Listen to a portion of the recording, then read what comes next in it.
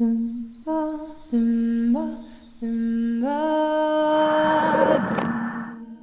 commencé la philosophie à Paris, en France, à la Sorbonne, où j'ai fait ma licence et mon master. C'est un master de philosophie des sciences. Et je suis ensuite partie à Montréal, au Canada, pour faire une partie de mon doctorat. Donc, j'étais en co-tutelle de thèse entre Paris-Sorbonne et l'Université du Québec à Montréal, l'UQAM, où j'ai passé finalement la majeure partie de mes études de doctorat. Après ma thèse, j'ai enseigné un petit peu dans des cégeps, donc c'est des collèges, des institutions en fait entre l'école secondaire et l'université au Québec. J'ai enseigné la philosophie et puis j'ai fait quelques études postdoctorales un peu partout dans le monde. J'ai fait un premier postdoc à New York pendant 2 ans. Je suis ensuite rentrée à Montréal où j'ai fait un postdoc d'un an là-bas pendant que j'enseignais. Ça, c'était pendant la pandémie, donc j'enseignais en ligne en même temps, toujours dans les cégeps. Et puis, j'ai eu ensuite un postdoc en Belgique, à Anvers, et un dernier à London, mais au Canada, en Ontario, pendant 1 an et demi avant d'avoir le poste que j'ai en ce moment. Donc en ce moment, je suis professeure de philosophie à l'université de Clemson, qui est en Caroline du Sud, aux États-Unis. Et je suis visiting assistant professor, ce qui signifie que j'ai un contrat bah, renouvelable, mais pour l'instant à durée déterminée. Voilà. Et donc, c'est durant ton passage à l'UQAM que tu as créé avec d'autres étudiantes Philositude. Oui, tout à fait. C'était en 2013. J'étais dans un département majoritairement masculin, mais comme beaucoup de départements de philosophie, je pense, dans le monde. Et en fait, il y avait dans ce département 2 ou 3 professeurs femmes. Le reste, c'était des professeurs hommes et sur 20 professeurs, je pense, au total. Et là, avec 4 autres femmes étudiantes au département, on a décidé de se parler de ça au début, donc de discuter du fait qu'on n'avait pas beaucoup de représentation des femmes en philosophie, que ce soit au niveau de notre institution, de notre département, euh, ou même au niveau du contenu philosophique, en fait, de ce qu'on lisait, de ce qu'on étudiait. C'était principalement des hommes. Et oui, Philo Situé, ça a commencé par une discussion entre nous sur cet état de fait, sur ce problème, quelque part. Et on s'est demandé si on pouvait, nous, faire quelque chose pour contribuer un petit peu à ce que ça change, à ce que cet état de fait change. D'accord. Et donc, et factuellement, comment avez-vous fait? Vous êtes allé voir la faculté en disant bonjour, on a un projet, ou vous avez fait ça par des cercles étudiants ou... Alors d'abord, donc à l'issue de notre première discussion, on s'est dit que ce serait intéressant d'aller rencontrer les professeurs femmes du département Mhm. euh, pour savoir ce qu'elles pensaient de ce problème. Euh, et, hum, et elles nous ont dit que elles seraient tout à fait prêtes à soutenir quelque initiative que ce soit qu'on pourrait avoir. Donc, on savait qu'on avait quelque part un appui ou un soutien au niveau du département de philosophie, en tout cas en partie. Ce qu'on s'est dit, c'est que pour pouvoir augmenter un petit peu la représentation des femmes en philosophie, ce serait bien de leur donner l'espace, en fait, et donc de créer une série de discussions ou de conférences ou de présentations. On ne savait pas trop au début quelle forme ça allait prendre, mais où les femmes seraient en fait les personnes qui interviendraient. Et petit à petit, on en est venu à se dire que ce qui pourrait être intéressant, ce serait que euh, bah, une femme du département parle de ses recherches et qu'on fasse ça un petit peu régulièrement. Et donc, ça a commencé comme ça avec cette idée de donner un temps pour les femmes du département de présenter leurs recherches devant tout le monde, évidemment, donc pour que ce genre euh, comment dire, de vision du monde, parce que je pense que ça s'inscrit dans des visions du monde, change, bah, ça nous semblait important que tout le monde puisse assister à ça. Et donc, on a proposé en fait une série de conférences, une série de présentations qui seraient données par des femmes en philosophie sur tout un tas de sujets philosophiques, évidemment. Mais ce que je veux dire, c'est que c'était pas des sujets qui touchaient à la philosophie féministe, c'était tous sujets philosophiques confondus, devant des philosophes, femmes, hommes et non-binaires, qui seraient intéressés à assister à ces présentations. Alors, concrètement, tu me demandais comment est-ce qu'on a fait. Les premiers temps, on a réservé une salle dans le département pour un mercredi après-midi. Et là, on a prévenu les membres du département, les étudiants, étudiantes et puis les profs en leur disant, voilà, il y a telle personne qui va intervenir. C'était une étudiante de maîtrise. Je pense que la première qui est intervenue, c'était une des 5 personnes qui a fondé le groupe avec moi. Euh, et, et donc, elle a présenté son travail et on a eu 10-15 personnes qui sont venues l'écouter, lui poser des questions. Ça a été un format académique avec une présentation de sa part et puis un moment de questions-réponses. Et voilà, ça a commencé comme ça, dans une salle de l'UQAM, avec les membres du département. Ça, c'était vraiment le début, et puis après, ça a grossi. D'accord. Et juste une question avant que tu m'expliques comment ça a grossi.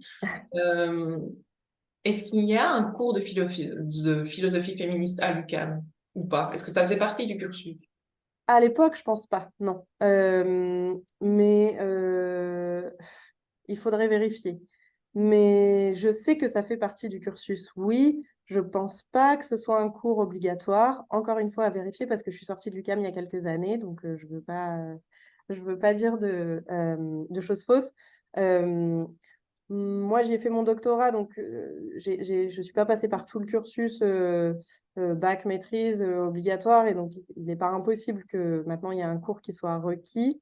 Si ce n'est un cours de philo féministe, peut-être que la philo féministe fait partie d'un ensemble de cours qui, voilà, qui est requis. Je ne sais pas exactement comment ça se passe aujourd'hui, mais à l'époque, non, il ne me semble pas. Non, mais enfin, je me disais aussi dans une des rares enseignantes que vous aviez pu consulter, est-ce qu'il y en avait une qui était occupée par ce champ-là? Mais apparemment pas, quoi. C'était juste aussi un peu ça ma question. Ça a peut-être été aussi abordé de manière transversale dans certains cours, mais en tout cas, c'était pas Oui. quelque chose de clairement défini, institutionnalisé et très. Tout à fait. Après, dans l'université en question, il y avait et il y a toujours un institut d'études féministes. Je sais qu'il y a certains cours euh, qui recoupent le département de philosophie et cet institut-là.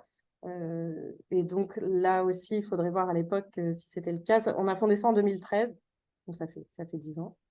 Et puis, c'était pas le même nom. Il y a 10 ans, Oui. le nom a changé. Et avant, ça Voilà. s'appelait comment? Ça s'appelait Philosophie.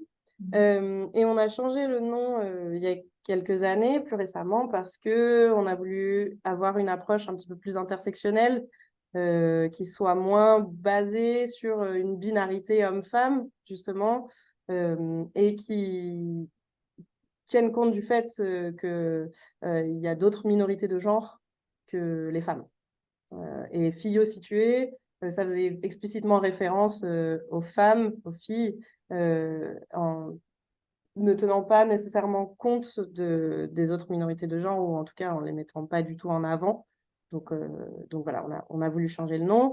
Philo-situé, l'idée derrière ce nom, c'est de faire référence déjà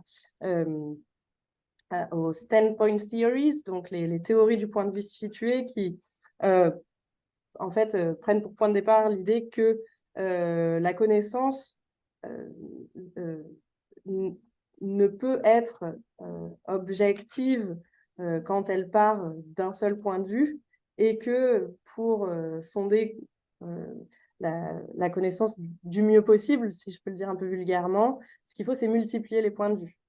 Voilà. Et notamment, donc, prendre en compte les points de vue des personnes marginalisées. Ok. Et donc, tu nous disais, ça a pris de l'ampleur après, et comment ça? Ça a pris de l'ampleur après parce que, alors la cause de ça, je pense que c'est parce que c'était un problème qui n'était pas tout à fait reconnu au moment où nous, on a mis ça sur pied, la sous-représentation des femmes en philosophie.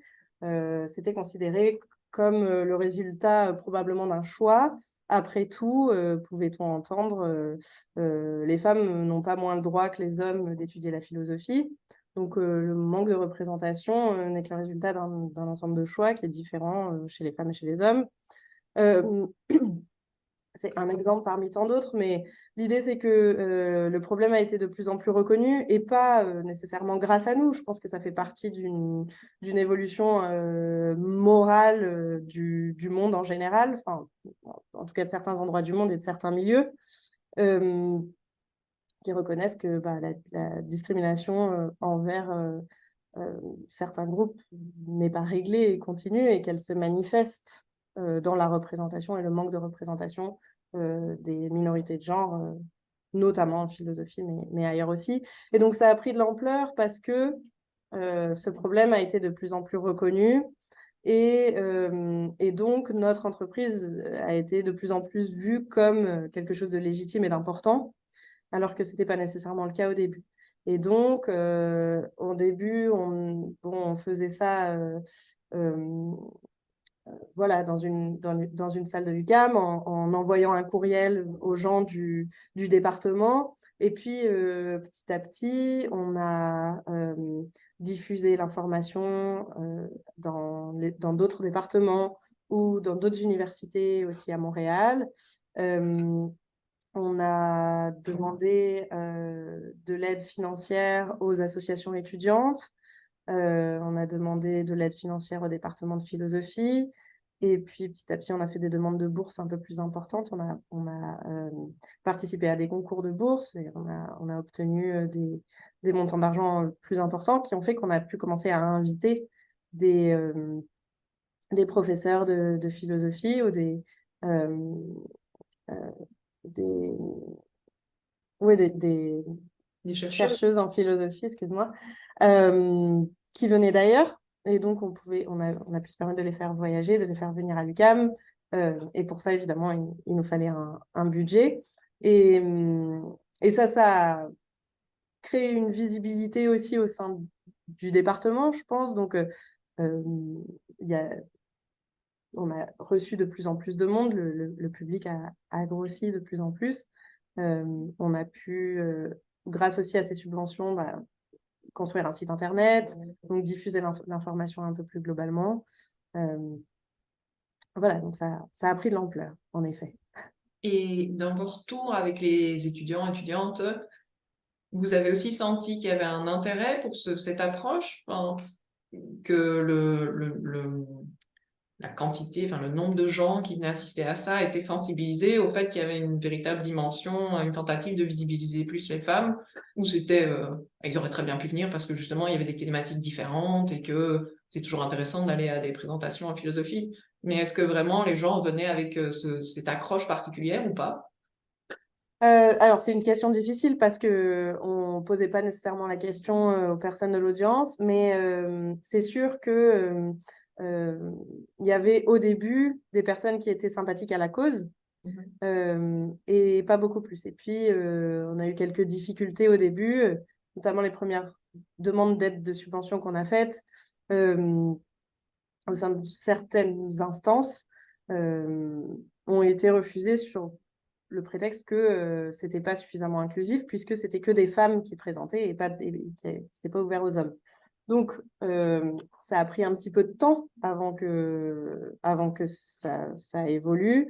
Et je crois que les femmes qui venaient présenter leurs recherches, présenter des recherches qui intéressaient les personnes qui venaient, bien sûr, en tout cas j'espère. Au niveau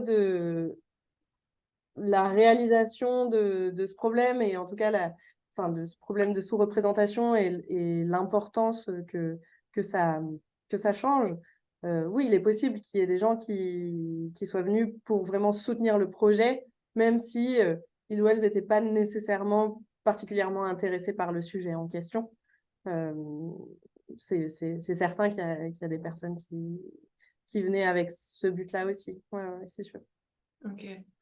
Et je voulais juste rebondir sur ce que tu disais, parce que comme je te l'expliquais avant qu'on commence, je viens d'aller donc au congrès de la philosophie féministe qui se tenait donc au CNRS.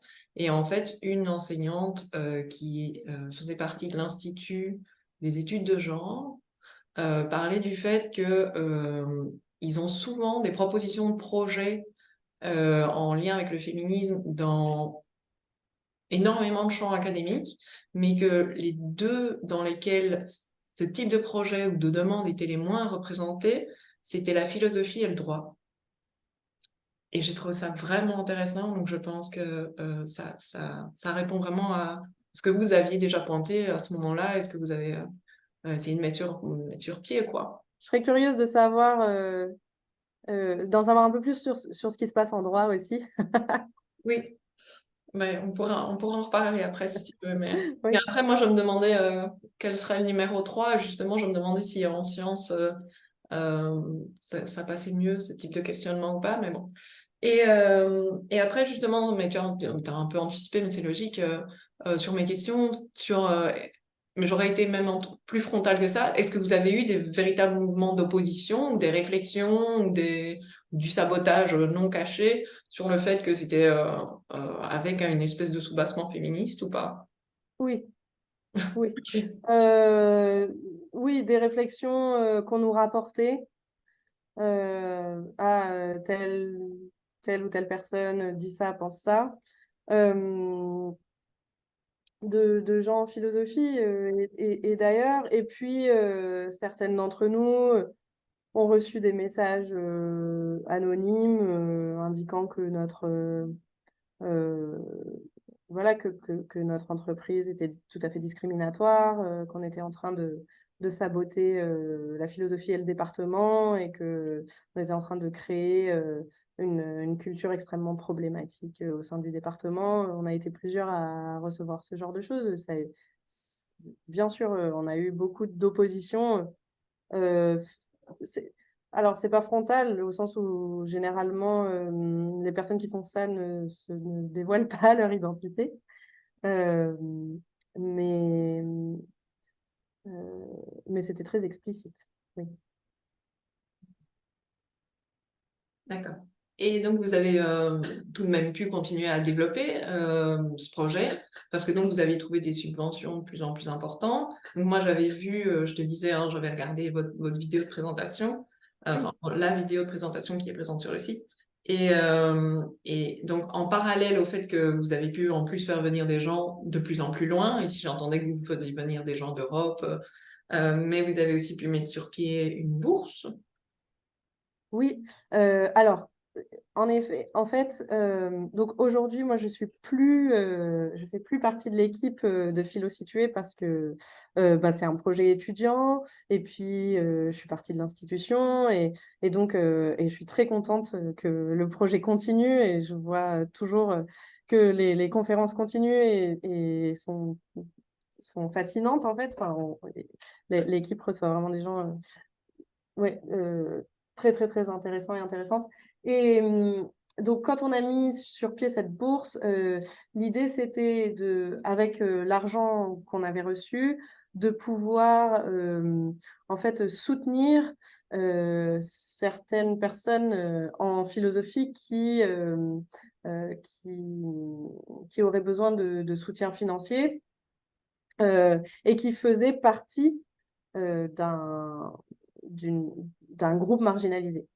Euh, et on a mis ça en place et je pense que la bourse, alors je suis ici encore à vérifier, mais je pense que la bourse existe toujours. On a mis ça en place il y a quelques années pour pouvoir voilà, chaque année donner un montant alors un peu symbolique, mais qui pouvait quand même aider, je crois, des étudiantes en philosophie à continuer leur parcours. Ok.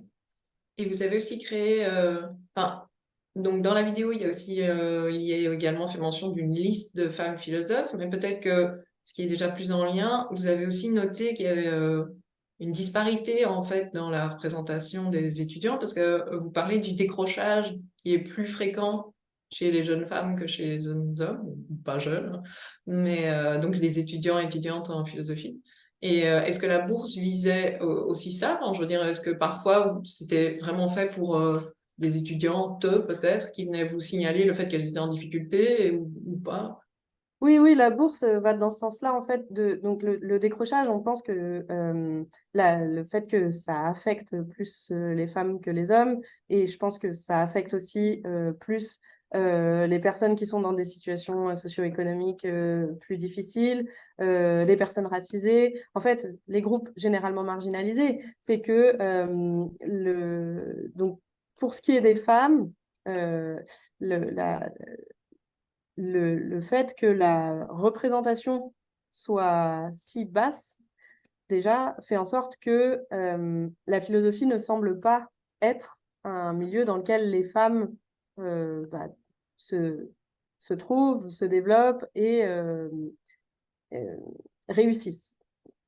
Donc, euh, la sous-représentation crée cette idée selon laquelle on peut étudier un petit peu en philo et puis en tant que femme, ensuite, bon, bah, il est temps de passer aux choses qui nous concernent, qui est, je pense, une conception évidemment problématique et fausse, mais qui est due à ce manque de représentation et qui peut expliquer en partie le décrochage. Le décrochage, il peut aussi en partie être expliqué par le fait que beaucoup d'hommes sont éduqués avec l'idée selon laquelle ben, il faut devenir indépendant et s'autonomiser et pour ça faire ce qu'on aime et la philosophie correspond à tout un tas d'idées, d'argumentation très rigoureuse, qui est souvent très associée au masculin. Donc en fait, il y a énormément de choses derrière l'idée que ça va être plus les femmes qui vont décrocher que les hommes.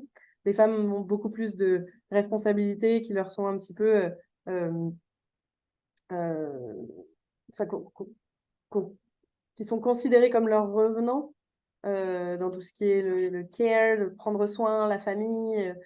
Et donc, bah, quand il est question que dans un couple, par exemple, hétérosexuel qui correspond à tout ce qui est très normé et très hétéronormé, une décision doit être prise pour que l'un ou l'autre ait donne plus de son temps. Ça va souvent être la femme plutôt que l'homme qui va faire ça. Et donc, bon, la philosophie va être mise de côté, par exemple. Donc voilà, il y a tout un tas de raisons et tout ce tas de raisons est très difficile à déconstruire. Là, je donne un peu des idées mélangées, pas très clairement de ce que ça peut être, les sources de ce décrochage, et qui concernent la place des femmes.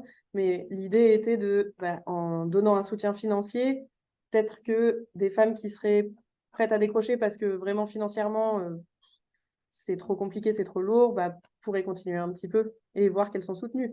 Et voir aussi que leur travail bah, mérite d'être continué et, et que des personnes espèrent qu'elles vont continuer leur travail en philosophie. Je ne pouvais pas m'empêcher de penser à une anecdote que j'ai entendue comme ça d'un étudiant qui était, alors moi je suis en Belgique, donc qui cotait, donc qui vivait en colocation avec sa compagne, ils étaient peut-être plusieurs, je ne sais pas, qui est tombé malade et en fait lui finalement a réussi son année, mais sa compagne qui s'est occupée de lui n'a pas réussi parce qu'elle s'est tracassée plus et parce qu'elle a pris soin de lui. Et donc c'est une anecdote, mais c'est aussi l'intérêt de ce type de projet, c'est on a une vie quotidienne, on a des outils théoriques et on essaye de voir si ces sous-bassements qui percolent et qui sont a priori invisibles, une fois qu'on les a conscientisés, quand on voit des exemples comme ça, on se dit, ah, est-ce qu'il n'y aurait pas quelque chose à l'œuvre là ou pas? Et c'est vrai qu'une fois qu'on les a justement en tête, on commence à les voir partout. Et, voilà, mais ici j'ai un exemple type récent qui correspond tout à fait à ce dont tu parles. Donc, Mhm. Ouais.